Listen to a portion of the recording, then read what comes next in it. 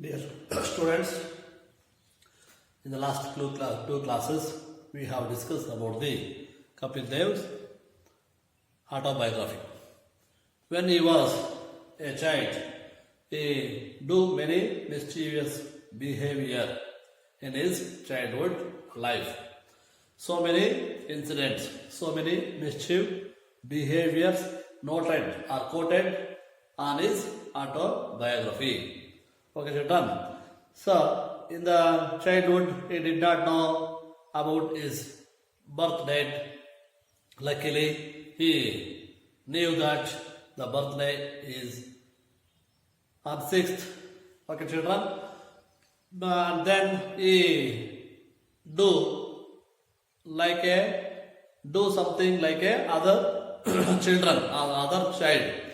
He bunked the classes and went to watching the movie and going to eating chicken chowmein, and then he and his friends had planned to stolen the papayas and pomegranates in the neighbor's garden.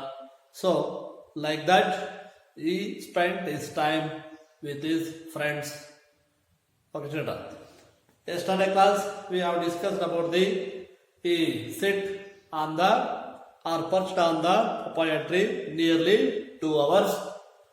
On that day he discovered the papayas swore is called for the scrap of the body.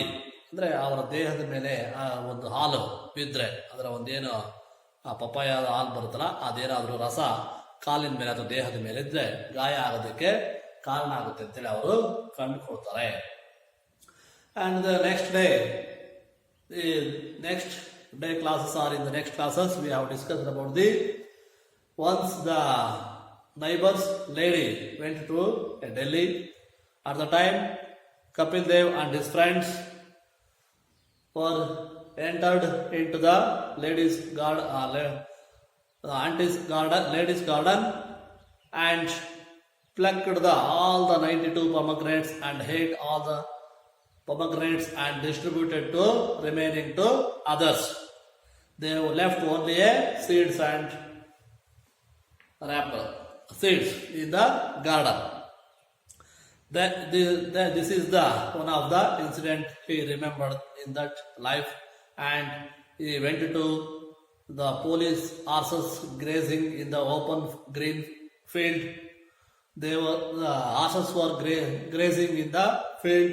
He and his friends went to the field and ride the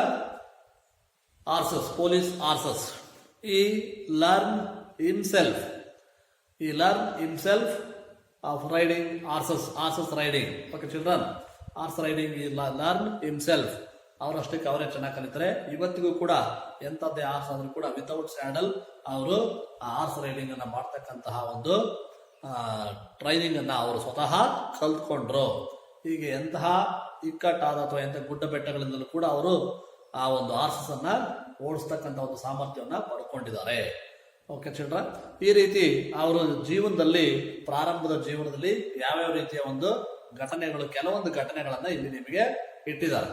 ಅವರು ಈ ರೀತಿ ಘಟನೆಗಳನ್ನು ನಾನು ದಾಟಿ ಬಂದೆ ಅಂತೇಳಿ ಹೇಳ್ತಾರೆ. ಹಾಗೆಯೇ ಅವರು ಹೇಗೆ ಒಬ್ಬ ಫೇಮಸ್ ಕ್ರಿಕೆಟ್ ಪ್ಲೇಯರ್ ಆದ್ರು ಅಂತೇಳಿ ನೆಕ್ಸ್ಟ್ ಅವರು ಹೇಳ್ತಾ ಹೋದ್ರೆ, today we shall discuss how the Kapil Dev was a famous cricket player in India. ನಾವು ಇವತ್ತು ಹೇಗೆ ಅವರು ಆದ್ರು ಅಂತೇಳಿ ನಾವು ಇವತ್ತು ಡಿಸ್ಕಸ್ ಮಾಡ್ತಾ ಹೋಗೋಣ. Children, all of you done your homework, yesterday's homework. I think today we shall discuss about the remaining part of the lesson, my beginnings. Okay, children, in the last classes we have discussed about the 5 paragraphs. Today we shall discuss about the 6th paragraph. All of you look at your book and listen carefully by reading and observe the reading. Find out the new words. I put a underline mark under the new words. Okay, children. All of you, look at the book. I was never very studious and always preferred to spend my time playing games and participating in athletics where I could use up my energy. I went to small local school that had few cricketing facilities. The games they offered at the time were basketball, football, table tennis, and hockey. Probably because all they required was a ball, a couple of sticks, and a net. I was fairly good at all games. Underline. I was fairly good at all games, exceptionally good at athletics, but dreamed of becoming a footballer. I worked hard at that game and was selected to play for my school. Fortunately, all my friends were interested in and played cricket, and they convinced me to change my game. That is a decision I will always be grateful to them for, as they unconsciously introduced me to the game for which I was made. Slowly, almost imperceptibly, I switched from one game to the other and began to spend a lot of my time on the cricket field. Naturally, I played in a number of inter-school tournaments and came to be noticed as a promising lad in the local press. But it was all merely fun to start with. I could never have imagined where cricket would lead me, and I certainly had no plans then of becoming a professional at all. All of you observe the reading.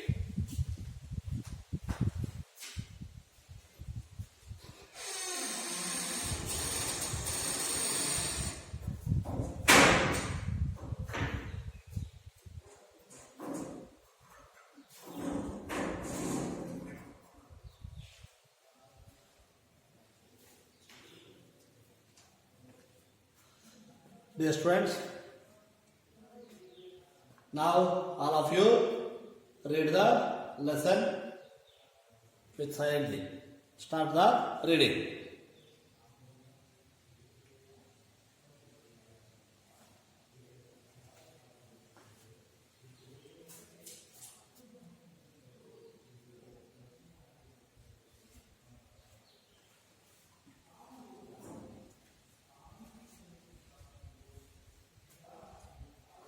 I think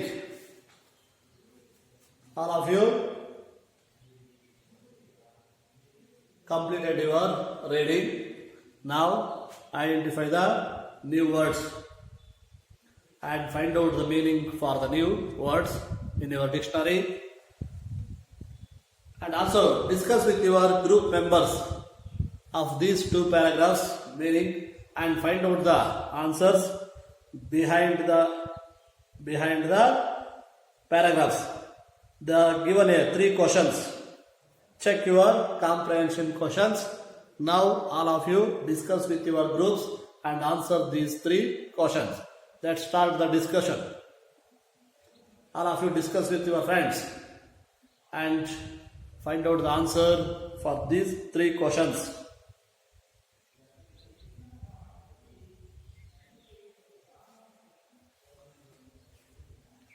All of you find out the answer. They had given a clue. The answer is in the 7th paragraph. First question.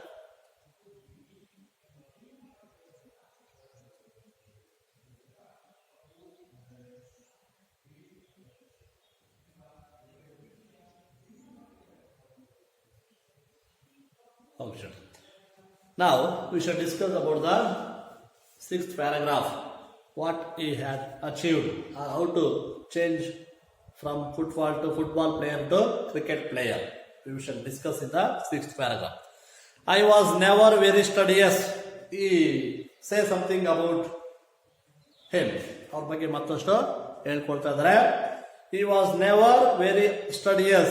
He did not hard study. He did not do the study, or he did not spend much more time to study or reading. Here giving a meaning of the studious. Spending a lot of time studying or reading. ಓದೋದಕ್ಕೆ ಮತ್ತೆ ಬರೆಯೋದಕ್ಕೆ ಅಥವಾ ವಿದ್ಯಾಭ್ಯಾಸಕ್ಕೆ ಹೆಚ್ಚು ಸಮಯವನ್ನು spend ಮಾಡ್ತಾ ಇಲ್ಲ. ಯಾರು ಹೆಚ್ಚು ಸಮಯವನ್ನು ಓದೋದಕ್ಕೆ ಅಥವಾ ಬರೆಯೋದಕ್ಕೆ ರೀಡ್ ಮಾಡೋದಕ್ಕೆ ಸ್ಪೆಂಡ್ ಮಾಡ್ತಾರೋ ಅಂಥವ್ರಿಗೆ ಸ್ಟಡಿಯಸ್ ಅಂತ ಕರೀತಾರೆ. But Kapil Dev was not a studious boy, ಅಂದ್ರೆ ಅವರು ಜಾಸ್ತಿ ಓದ್ತಕ್ಕಂತಹ ವ್ಯಕ್ತಿ ಅಲ್ಲ. ನೆವರ್ ಅಂದ್ರೆ ಇದು ನೆಗೆಟಿವ್ ಫಾರ್ಮ್ ಅಲ್ಲಿ ಇದೆ. No, not, never, these are the negative words. He was never very studious. That means he was not studying in more time. ಸಾಕಷ್ಟು ಸಮಯ ಅವರು ಓದ್ತಾ ಇರಲಿಲ್ಲ. He preferred to spend my time playing games. Kapil Dev was always preferred to spend his time for playing games. ಅವರು ಆಟ ಆಡೋದಕ್ಕೋಸ್ಕರನೇ, games ಗಳನ್ನು ಆಡೋದಕ್ಕೋಸ್ಕರ ಹೆಚ್ಚು ಸಮಯವನ್ನ ಕಳೀತಾ ಇದ್ದೆ ಅಂತ ಅವರು ಹೇಳ್ಕೊಳ್ತಾರೆ. And participating in the athletics where I could use up my energy. Games ಅಷ್ಟೇ ಅಲ್ಲ, he was also participating in athletics. Athletics means you know some names of some games: football, cricket, kabaddi, kho-kho, throw ball. These are the games. It's a group members. Some are group members playing with together. That is called games. Athletics, it is participating is individual. ಒಬ್ಬೊಬ್ಬರೇ ಭಾಗವಹಿಸ್ತಕ್ಕಂಥದ್ದಕ್ಕೆ athletics. Running race, high jump, long jump, discus, javelin. These are the shot put. These are the athletics. ಇವುಗಳನ್ನು ಕೂಡ ಇವರು participate ಮಾಡ್ತಾ ಇದ್ರಂತೆ. I went to a small local school. He went to a small school, local school, ಸ್ಥಳೀಯವಾಗಿರ್ತಕ್ಕಂಥ ಒಂದು ಶಾಲೆಗೆ ಹೋಗ್ತಾ ಇದ್ದಂತೆ. That had a few cricketing facilities. Some facilities are there. There is lot of facilities is not available in his school.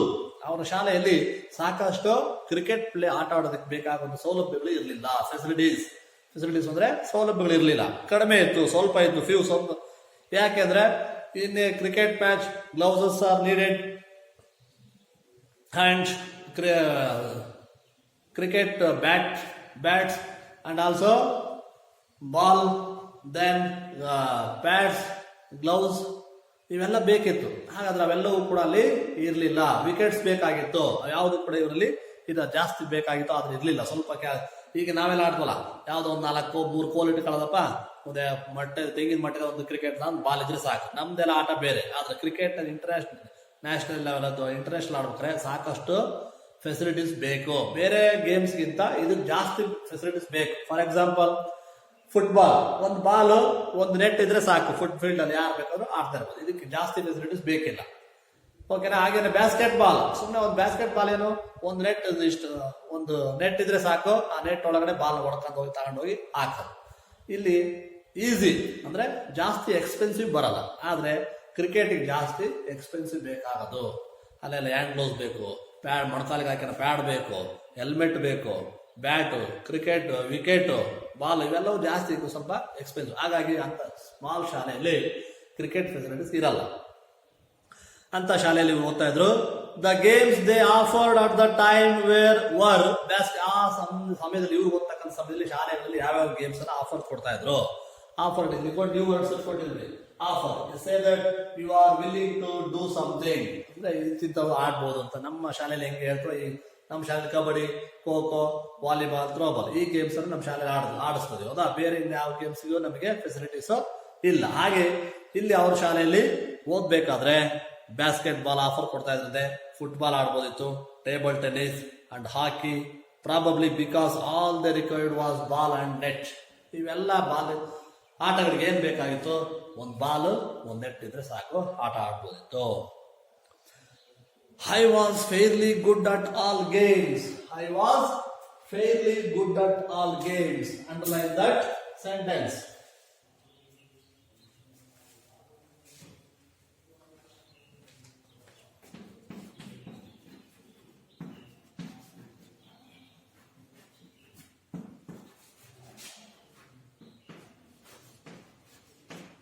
Good at.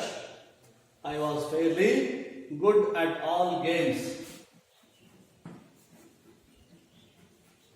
Underline the at.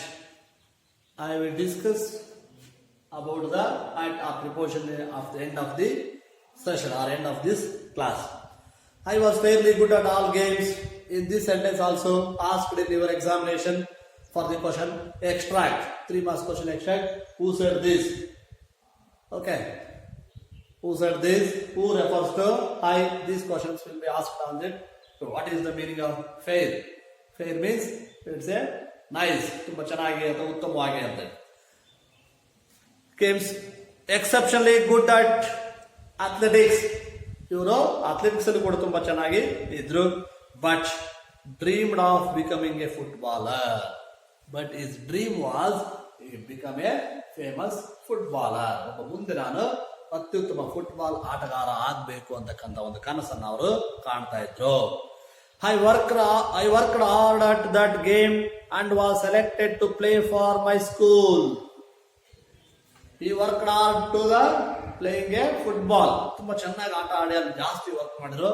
ಹಾಗಾಗಿ he was selected as a football player for his school team.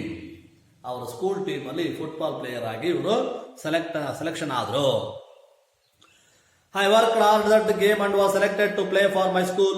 Fortunately, all my friends were interested in and played cricket and they convinced me to change my game.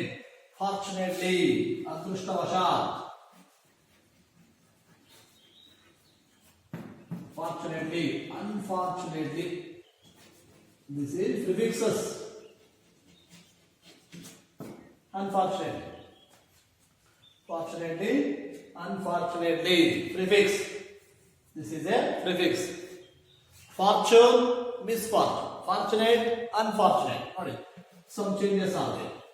Fortune, misfortune.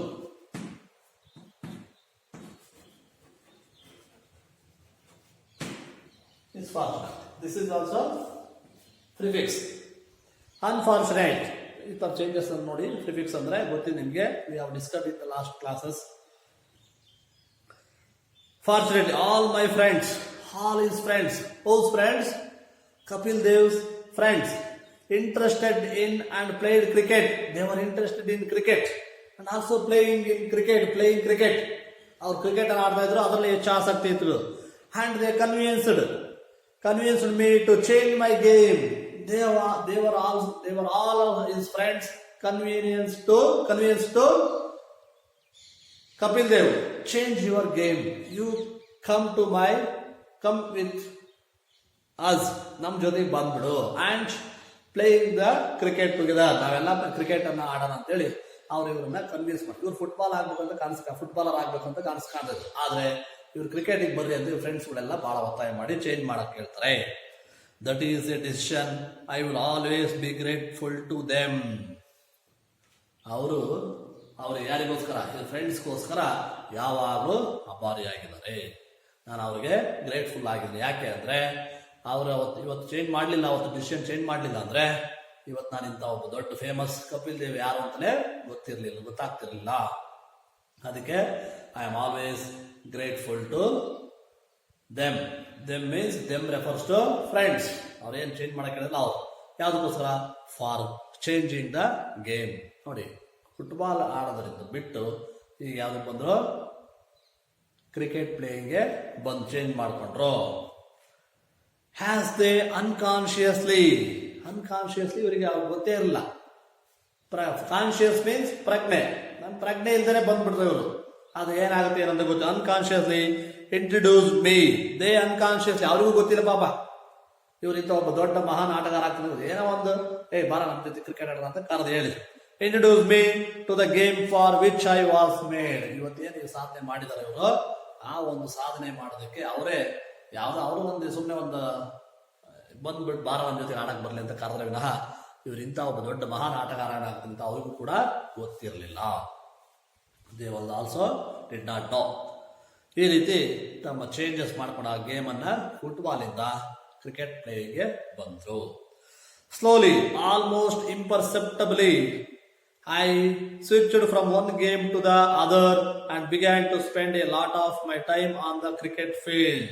Slowly, ನಿಧಾನವಾಗಿ, almost imperceptibly means almost impossible to see. ನೋಡಕ್ ಅಸಾಧ್ಯ ಅಂದ್ರೆ ಹೌದು, ನೋಡಕ್ ಸಾಧ್ಯನೇ ಇಲ್ಲ ಅಂದ್ರೆ ಆ ರೀತಿ ಒಂದು I switched from one game to the other. ಅಂದ್ರೆ ಹಿಂಗೆ ಆಗುತ್ತೆ, ಈ ತರ ಆಗ್ತಾರೆ ಅಂತ ಅನ್ಕೊಂಡೇ ಇರಲಿಲ್ಲ, ಗಮನಿಸಿರ್ಲಿಲ್ಲ, ಅಥವಾ ಆ ಒಂದು ದೃಷ್ಟಿನೇ ಇರಲಿಲ್ಲ.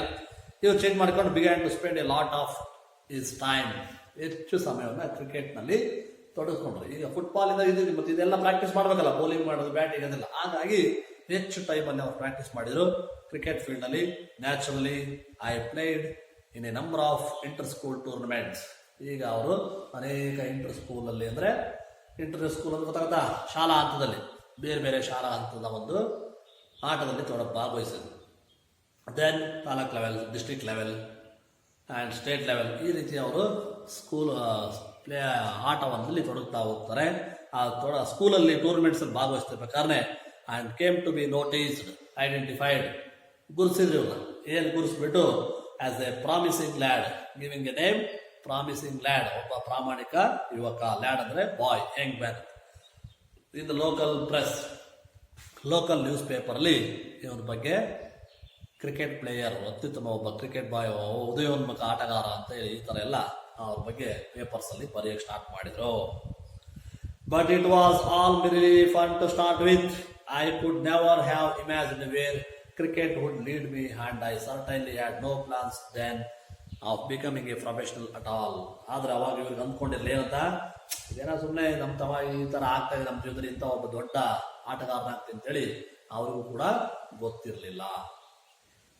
Fun to start with I could never have imagine. He could not never ಅಂದ್ರೆ ಈ ಕುಡ್ ನಾಟ್ ಇಮ್ಯಾಜಿನ್, ಅವ್ರು ಎಂದೂ ಕೂಡ ಈ ತರ ಊಹೆ ಮಾಡ್ಕೊಳ್ಳಿಲ್ಲ, ಕಲ್ಪನೆ ಮಾಡ್ಕೊಳ್ಳ.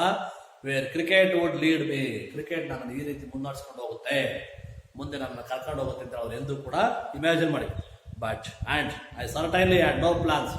ಅಷ್ಟೆಲ್ಲ ನಾನೊಬ್ಬ ಕ್ರಿಕೆಟ್ ಪ್ಲೇಯರ್ ಆಗ್ಬೇಕು ಅಂತ ಇವರಿಗೆ ಯಾವುದೇ ರೀತಿಯ ಪ್ಲಾನು ಕೂಡ ಇರಲಿಲ್ಲ, ಯೋಜನೆಯೂ ಕೂಡ ಇರಲಿಲ್ಲ. Then of becoming a professional at all, ಒಬ್ಬ ಪ್ರೊಫೆಷನಲ್, ವೃತ್ತಿಪರ ಆಟಗಾರ. ಸುಮ್ಮನೆ ನಾವೆಲ್ಲ ಆಡ್ತೀವಿ, ಸುಮ್ಮನೆ ಕ್ರಿಕೆಟ್ ಯಾವಾಗ ಅಂತಾರೆ, ನಾವೆಲ್ಲ ಪ್ರೊಫೆಷನಲ್ ಪ್ಲೇಯರ್ ಆಗಲ್ಲ. ಪ್ರೊಫೆಷನಲ್ ಅಂದ್ರೆ ಪ್ರತಿನಿತ್ಯ ಅವರು ಆಟವನ್ನ ಆಡ್ತಾ ಹೋಗ್ತಾರೆ.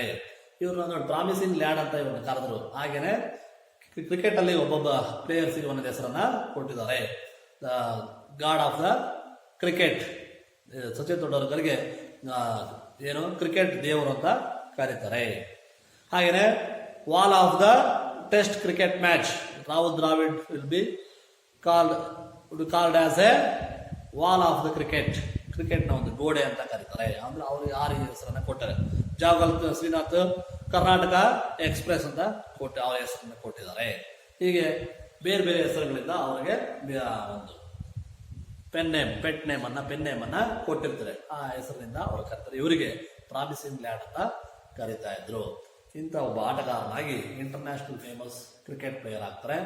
Under his captainship India won the World Cup cricket in 1983. This is the great achievement from his career. ಅವರ ಒಂದು ಜೀವನದಲ್ಲಿ ಇದು ಅತ್ಯುತ್ತಮವಾದಂತಹ ಒಂದು ಸಾಧನೆ ಆಗುತ್ತೆ. ಇನ್ ದ ವರ್ಲ್ಡ್ ಕಪ್ ಈ scored highest runs in a one-day international match. That is the world record. 175 runs scored in a one-day international cricket match. This is the first highest run scored by the Kapil Dev. It was recorded in the Guinness record in the first time. Nowadays it is a break the record. ಇವತ್ತೆಲ್ಲ ಬೇರೆ ಎಲ್ಲ ಮುರಿದರೆ, ಆದ್ರೆ first record highest run one day match ಹೊಡೆದಂತ record ಇವರ ಹೆಸರಲ್ಲೇ ಇತ್ತು. Highest cricket test cricket ಅಲ್ಲಿ ವಿಕೆಟ್ ತಗೊಂಡಿದ್ದು ಕೂಡ ಇವರ ಹೆಸರು. ಈಗೆಲ್ಲ ಚೇಂಜಸ್ ಆಗಿದೆ. ಒಂದು ಮಹಾನ್ ಆಟಗಾರನ ಒಂದು ಆಟೋಬಯೋಗ್ರಫಿ ಬಗ್ಗೆ ನಾವು ಇವತ್ತು ತಿಳ್ಕೊಂಡಿದ್ವಿ. ಇವರು ಎಷ್ಟು ತುಂಟ ಆಟ ಆಡಿದ್ರು ಅಷ್ಟೇ ಉತ್ತಮವಾದ ಸಾಧನೆಯನ್ನು ಕೂಡ ಇವರು ಮಾಡಿದ್ರು ಕ್ರಿಕೆಟ್ ಅಲ್ಲಿ. ಓಕೆನಾ? ಈಗ ನಾವು ಈ ಒಂದು ಆಟೋಬಯೋಗ್ರಫಿಯನ್ನು ನೋಡಿದ್ವಿ. ಈಗ ಆಟೋಬಯೋಗ್ರಫಿ ಮತ್ತು ಬಯೋಗ್ರಫಿ ಗೊತ್ತಿದೆ, ಹೌದಾ? ವ್ಯತ್ಯಾಸ ಗೊತ್ತಿದೆ. ನಾವು we will discuss about the preposition. All of you know that about the preposition. Parts of speech. There are 8 parts of speech in English language: noun, pronoun, verb, adverb, adjective, preposition, conjunction, interjection. These are the parts of speech. Today we shall discuss about the preposition. Preposition is a word using as a related words, relating words. It's used in the between the noun to ಎರಡು noun ಪಕ್ಕದ ಮಧ್ಯದಲ್ಲಿ ಇದು ಯಾವ ರೀತಿಯ ಒಂದು ಸಂಬಂಧವನ್ನ ತೋರಿಸುತ್ತೆ ಅನ್ನೋದಕ್ಕೆ ಸಂಬಂಧಪಟ್ಟಂಗೆ ಪ್ರಿಪೋಷನ್ ನಾವು ಬಳಸೋದು. ರಿಲೇಷನ್ ತೋರಿಸ್ತಾ ಹೋಗುತ್ತೆ. ಈ ನೌನಿಗೆ ಮತ್ತು ಈ ನೌನಿಗೆ ಇರ್ತಕ್ಕಂತಹ ಒಂದು ಸಂಬಂಧ ಏನಿದೆ ನೋಡಿ. For example, in this sixth paragraph, many prepositions are there. ಆರನೇ ಪ್ಯಾರಾದಲ್ಲಿ ಬಹಳಷ್ಟು ಪ್ರಿಪೋಷನ್ ಉಪಯೋಗಿಸ್ತಾರೆ. ಅಟ್ ಇದೆ, ಇಲ್ಲಿದೆ, ಆನ್, ಟು, ಫಾರ್ ಈ ವರ್ಡ್ಸ್ಗಳು ಹೆಚ್ಚು ಬಳಕೆ ಆಗಿದೆ. ಅದಕ್ಕೆ ನಾನು ಇಲ್ಲಿ ಇವುಗಳ ಬಗ್ಗೆ ಡಿಸ್ಕಸ್ ಮಾಡ್ತಾ ಇದ್ದೇನೆ. It's A very peculiar. ಪ್ರಿಪೋಷನ್ is A peculiar thing. ತುಂಬಾ ಕಷ್ಟ ಇದೆ ಅರ್ಥ ನೋಡಿ ಯಾವ್ಯಾವ ರೀತಿ ಆಗ್ತಾ ಬರುತ್ತೆ ಅದ್ರ ಅರ್ಥ. Here look at the key. This keys are on my hand. ನೋಡಿ ಈ ಹ್ಯಾಂಡಲ್ ಇರೋದ್ರಿಂದ ಮೇಲೆ ಇದೆ, ಹಾಗಾಗಿ ನಾವು ಇದನ್ನ ಆನ್ ಮೈ ಹ್ಯಾಂಡ್ ಅಂತ ಕರಿತಾ ಇದ್ವಿ. ಕಾಣ್ತಾ ಇದೆಯಾ ನೋಡಿ, ಕೈ ಇದೆ, ಕೈ ಮೇಲಿದೆ. ಹಿಂಗ್ ಇಟ್ಕೊಂಡ್ರೆ ಇನ್ ಮೈ ಹ್ಯಾಂಡ್ ನೋಡಿ, ಇನ್ ಮೈ ಹ್ಯಾಂಡ್. ಹೀಗಿದ್ರೆ ಆನ್ ಮೈ ಹ್ಯಾಂಡ್, ಹೀಗಿದ್ರೆ ಇನ್ ಮೈ ಹ್ಯಾಂಡ್. ನೋಡಿ ಎಷ್ಟು ಚೆನ್ನಾಗಿ ಕೈಯಲ್ಲೇ ಇದೆ, ಆದ್ರೆ ಇರ್ತಕ್ಕಂಥ ಪೊಸಿಷನ್ ಇದೆಯಲ್ಲ, ರಿಲೇಷನ್ಸ್, ಅದು ಬೇರೆ ಬೇರೆ ರೀತಿಯಲ್ಲಿ ಬಳಕೆ ಆಗುವ ಹಾಗೆ ಬರುತ್ತೆ. ಹಾಗಾದ್ರೆ ಕ್ಲೋಸ್ ರಿಲೇಷನ್ಸ್ ಇದೆ. For example, here is A one example shows one example. Here is the textbook. Textbook is there. Look at the picture. In my hand, the textbook is there. And the duster is on the book. ನೋಡಿ book ಮೇಲಿದೆ. ಈಗ ಒಂದು ಸ್ವಲ್ಪ ಈಗ ನೋಡಿ, ಈಗ ನೋಡ್ತಿದ್ರಾ book ಮೇಲಿಲ್ಲ, ಅದು ಹಿಂಗಿದ್ರೆ touch ಆಗಿದೆ, ಅದ್ರ ಮೇಲಿದೆ. ಆದ್ರೆ ಇಲ್ಲಿ ನೋಡಿ, the Duster is over the book, over the text book. ಮೇಲ್ಗಡೆ ನೋಡಿ ಗ್ಯಾಪ್ ಇದೆ ಅಲ್ಲಿ, ಹಾಗಾಗಿ ಓವರ್ ಬ್ರಿಡ್ಜ್ ಅಂತ ಕರಿತಾರೆ ನೋಡಿ. ಫ್ಲೈ ಓವರ್ ಬ್ರಿಡ್ಜ್ ಅಂದ್ರೆ ಟಚ್ ಆಗಿರಲ್ಲ ಅಂತದಕ್ಕೆ ನಾವು ಈ ರೀತಿ ಕರಿತಾ ಹೋಗ್ತಾರೆ. ತುಂಬಾ ಪೆಕ್ಯುಲಿಯರ್ ಆಗಿರ್ತಕ್ಕಂಥ ಅದ್ರ ರಿಲೇಷನ್ ಹೇಗಿದೆ, ಈ ನೌನಿಗೂ ಮತ್ತು ಈ ನೌನಿಗೂ ಯಾವ ರೀತಿಯ ಒಂದು ರಿಲೇಷನ್ ಇದೆ ಅನ್ನೋದ್ರ ಮೇಲೆ ನಾವು ಆ ಒಂದು ಪ್ರಿಪೋಷನ್ ನ ಬಳಕೆ ಮಾಡ್ತೀವಿ. For example, another example is I am standing at the board. ನೋಡಿ ಕ್ಲೋಸ್ ರಿಲೇಷನ್ ಇದೆ. ಈ ಬೋರ್ಡಿಗೂ ನನಗೂ ಕ್ಲೋಸ್ ರಿಲೇಷನ್ಸ್ ಇದೆ, ಹತ್ರ ಇದೆ. ಹಾಗಾಗಿ I am standing at the board. ನಾನು ಎಲ್ಲಿ ನಿಂತ್ಕೊಂಡಿದ್ದೀನಿ? ಬೋರ್ಡ್ ಹತ್ರ ನಿಂತ್ಕೊಂಡಿದ್ರಿ. ಈಗ ನೋಡಿ ಸ್ವಲ್ಪ ದೂರ ಆದ, ಬೋರ್ಡ್ ಇಂದ ದೂರ ಇದ್ರಿ. ಕ್ಲಾಸ್ ರೂಮ್ ಅಲ್ಲಿ ನಿಂತ್ಕೊಂಡಿದ್ರಿ. ಈಗ ಎಲ್ಲಿ ನಿಂತಿದ್ರಿ? Classroom. Where is your teacher? My teacher is in the classroom. ಹೇಳ್ತಾರೆ ಯಾರ ಫ್ರೆಂಡ್ ಹೊರಗಡೆ ಕೇಳಿದಾರೆ, ಎಲ್ಲಿದ್ದಾರೆ? My teacher is in the classroom. I am standing in the classroom. ಎಲ್ಲಿ ನಿಂತ್ಕೊಂಡಿದ್ರೆ? ಕ್ಲಾಸ್ ರೂಮ್ ಅಲ್ಲಿ ನಿಂತ್ಕೊಂಡಿದ್ರಿ. ಇದ್ರ ಹತ್ರ ಹೋದ್ರೆ I am standing at the board. ನೋಡಿ ಹತ್ರ ಹೋದಾಗ ಅಟ್ ಅಂತ ಬರುತ್ತೆ, ಈ ದೂರ ಇದ್ರೆ ಇನ್ ಅಂತ ಬರುತ್ತೆ. ಅಂದ್ರೆ ಸಣ್ಣ ಪ್ಲೇಸು ಹತ್ರ ಇದೆ, ಅದಕ್ಕೆ ಕ್ಲೋಸ್ ರಿಲೇಷನ್ ಇದೆ. ಇಲ್ಲಿ ರಿಲೇಶನ್ಶಿಪ್ ಸ್ವಲ್ಪ ದೂರ ಆಯ್ತು, ಅವಾಗ ಇನ್ ಅಂತ ಬಳಸಿದ್ವಿ. ಅಟ್ ಮತ್ತು ಇನ್ನಲ್ಲಿ ಯಾವಾಗ ಬಳಸ್ತೀವಿ ಇವೆರಡನ್ನ ನಾವು ಡಿಸ್ಕಸ್ ಮಾಡೋಣ. ಹಟ್ ಅಂದ್ರೆ ಸ್ಮಾಲ್ ಪ್ಲೇಸ್ ಬಂದಾಗ, ಸ್ಮಾಲ್ ಟೈಮ್ ಬಂದಾಗ ಆವಾಗ ನಾವು ಹಟ್ ಅನ್ನ ಬಳಸ್ತಾ ಹೋಗ್ತೀವಿ. ಈಗ look at the board and also write down. He lives at Agadalli. It is a place. It is at Agadalli. ಅವರು Agadalli ವಾಸವಾಗಿ. ಈಗ ನೋಡಿ ಇದೆ ಚೇಂಜಸ್ ಆಗ್ತವೆ. He lives at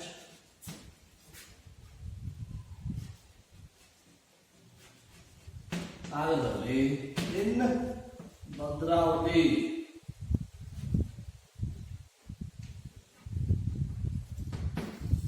Bhadravati.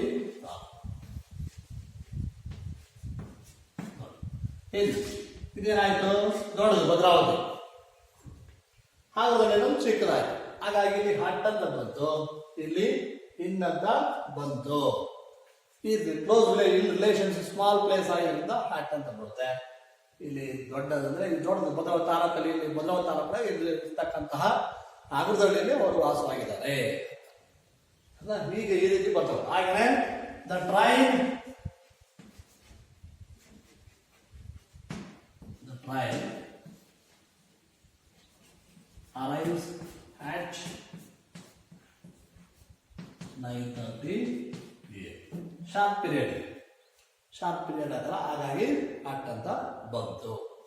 ಹಾಗೆ ಇನ್ನೊಂದು ಈಗ ನೆಕ್ಸ್ಟ್ ಆನ್ ಬಂತು.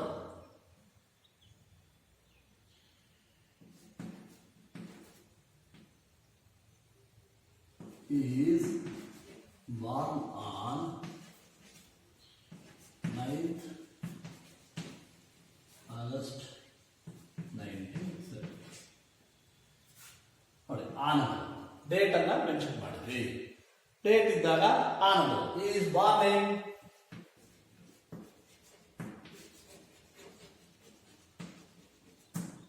Born in 1970. ನೋಡಿ, ಇಲ್ಲಿ ಬಂದು ಇಯರ್ ದೊಡ್ಡದಾಗ್ತದೆ, ಇಸ್ವಿ ಆಯಿತು, ಹಾಗಾಗಿ ಇಲ್ಲಿ ಬಂತು. ಡೇಟ್ ಬಂದಾಗ ಆನ್ ಅಂತ ಬಂತು. ಅಟ್ ಬಂದಾಗ 9:30 p.m. ಓಕೆನಾ? These are the differences. What it shows? It shows about the relations between the nouns. ಅವು ಯಾವ ತರದ ಒಂದು ರಿಲೇಷನ್ಸ್ ಇದೆ ಅನ್ನೋದನ್ನ ನಾವು ನೋಡ್ತಾ ಇದ್ವಿ. ಅಂದ್ರೆ ತುಂಬಾ ಕ್ಲೋಸ್ ರಿಲೇಷನ್ಸ್ ಇದ್ರೆ ಅವಾಗ ಬಳಸ್ತಕ್ಕಂಥ ಪ್ರಿಪೋಷನ್ ಬೇರೆ, ಅದು ಕ್ಲೋಸ್ ರಿಲೇಷನ್ ಇಲ್ಲ ಅಂದ್ರೆ ಬಳಸ್ತಕ್ಕಂಥ ಒಂದು ಪ್ರಿಪೋಷನ್ ಬೇರೆ. In your 6th paragraph 2, the Kapil Dev is always grateful to them. To them ಅಂದ್ರೆ ಯಾರಿಗೆ? ಅವರ ಸ್ನೇಹಿತರಿಗೆ ನಾನು ಯಾವಾಗಲೂ ಈಗ ಸೆಂಟೆನ್ಸ್ ಹೇಳಿದ್ ನೋಡಿ. ಆಮೇಲೆ Kapil Dev is always good at games and also good at athletics. ಅವರು ತುಂಬಾ ಚೆನ್ನಾಗಿ ಆ ಒಂದು ಆಟದ ಗೇಮ್ಸ್ ಅಲ್ಲೂ ಚೆನ್ನಾಗಿದ್ರು, ಮತ್ತೆ ಅಥ್ಲೆಟಿಕ್ಸ್ ಅಲ್ಲೂ ಕೂಡ ಚೆನ್ನಾಗಿ ಆಟವನ್ನ ಆಡ್ತಾ ಇದ್ರು. ಆಟವನ್ನ ಬಳಸಿದ್ದಾರೆ, ಟು ಬಳಸಿದ್ದಾರೆ. For grateful to them for the game. For ಅಂತ ನೋಡಿದೆ, ಅವರಿಗೋಸ್ಕರ, ಅದಕ್ಕೋಸ್ಕರ, ಆ ಗೇಮ್ಗೋಸ್ಕರ. I purchased a new pen for my friend. For ಅಂತ ಬಂದು ನೋಡಿ, ನಾನು ನನ್ನ ಸ್ನೇಹಿತರಿಗೋಸ್ಕರ ಒಂದು ಹೊಸ ಪೆನ್ ಅನ್ನ ಕೊಂಡ್ಕೊಂಡಿದ್ರಿ. ಟು ಫಾರ್, ಟು ಅಂದ್ರೆ ಗೇಮ್, ಫಾರ್ ಅಂದ್ರೆ ಅದಕ್ಕೋಸ್ಕರ. ಓಕೆನಾ?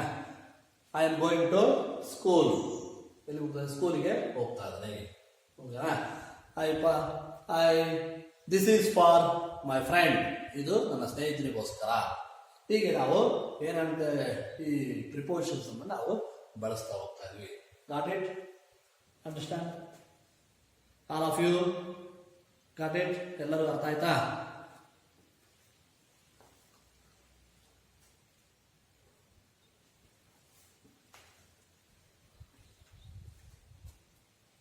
In the last class, we have discussed about the auxiliary verbs. In your textbook, given a table of the auxiliary verbs. Now, we shall discuss about the auxiliary verbs. Look at the table.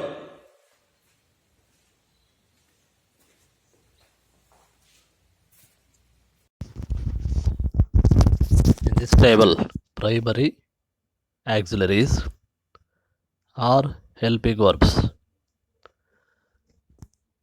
Primary auxiliary verbs or helping verbs are also called special finits.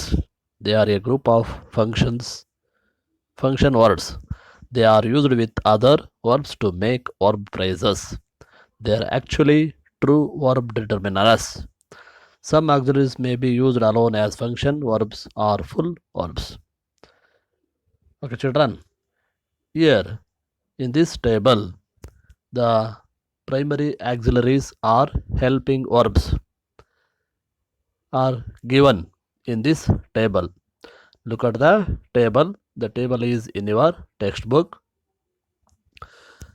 These primary helping verbs form present tense and past tense. The present tense forms is divided into 3 categories: be forms, do forms, have form. In positive present tense, there are positive forms and negative forms. In present tense, look at the present tense. Present tense positive be forms have, is, are. Do forms do, does, have forms, have, has. These are the positive forms. In the negative forms, we are called as am not, is not, are not, do not, does not, have not, has not. Given in the bracket that is called short forms of the negatives. There are called are short forms of the negatives. ನೋಡಿ ಮಕ್ಕಳಲ್ಲಿ haven't haven't ಇದೆ ನೋಡಿ.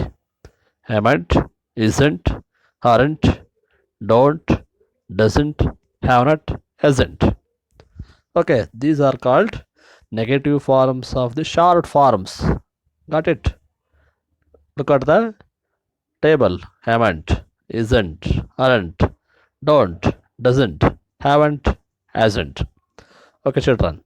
These are the negative forms of the negative short forms of the helping verbs or auxiliary verbs. In past tense also the forms helping verbs forms. In positive, was, were, did, had. These only in past tense.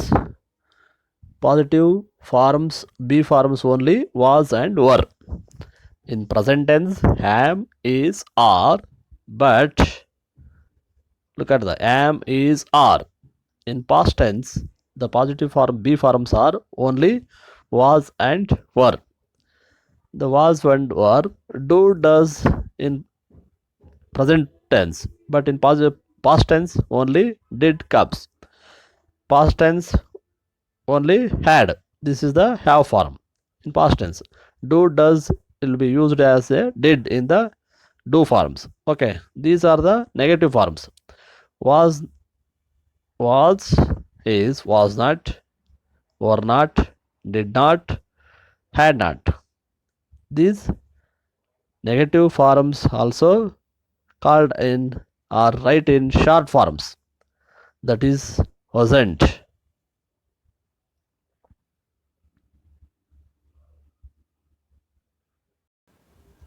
was, wasn't, were, weren't,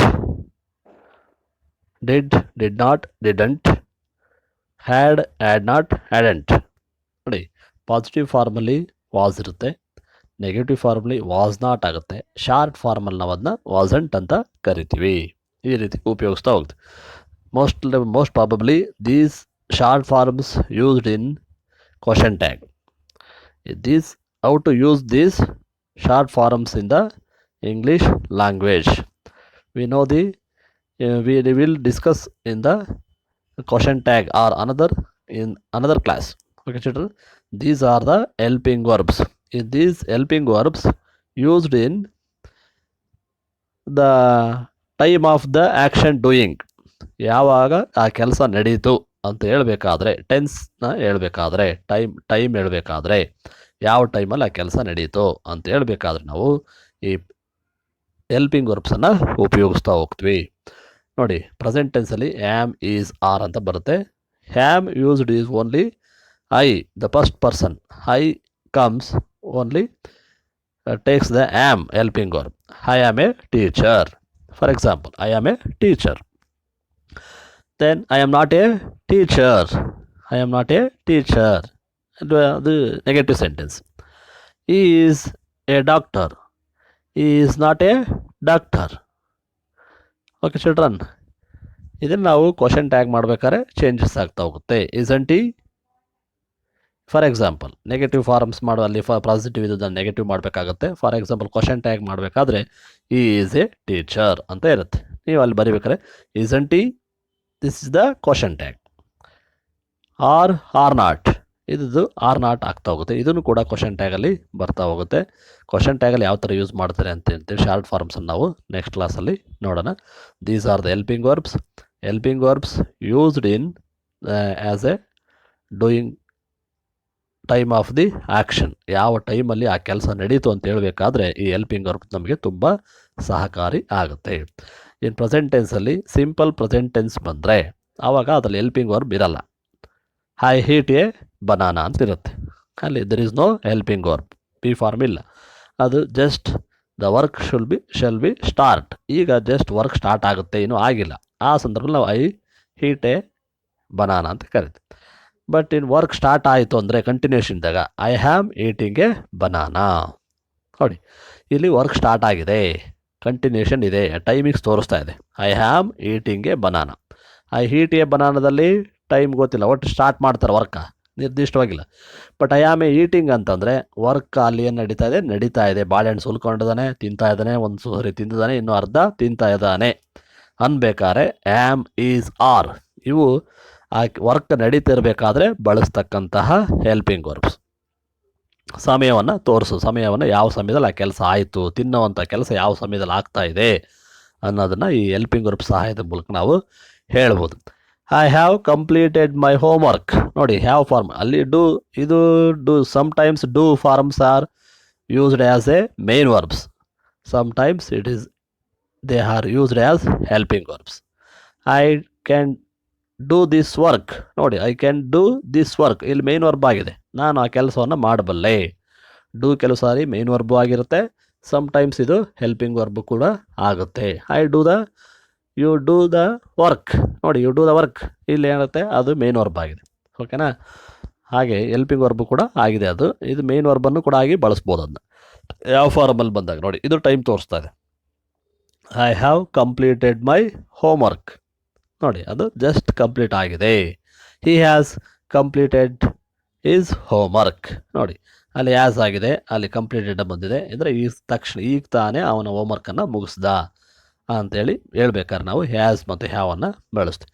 ಇದು had ಅಂತಂದರೆ past perfect tense ಬಳಸ್ತಾ ಇದ್ವಿ, ಇಲ್ಲಿ past ಟೆನ್ಸಲ್ಲಿ ಬರ್ತದೆ. Past ಟೆನ್ಸಲ್ಲಿ continue ಆಗಿರುತ್ತೆ. Past tense ಈ was writing A poem. ನೋಡಿ, ಆವಾಗ ಏನು ಮಾಡ್ತಿದ್ದೆ, ಬೆಳಿಗ್ಗೆ 9 ಗಂಟೆಗೆ ಯಾರು ಏನು ಮಾಡ್ತಿದ್ದೆ ಅಂತ ಕೇಳಿದರೆ ಈ ವಾಸ್ ರೈಟಿಂಗ್ ಎ ಪೊಯಮ್, ಅವನು ಆವಾಗ ಪೊಯಮ್ ಬರಿತಾ ಇದ್ದ.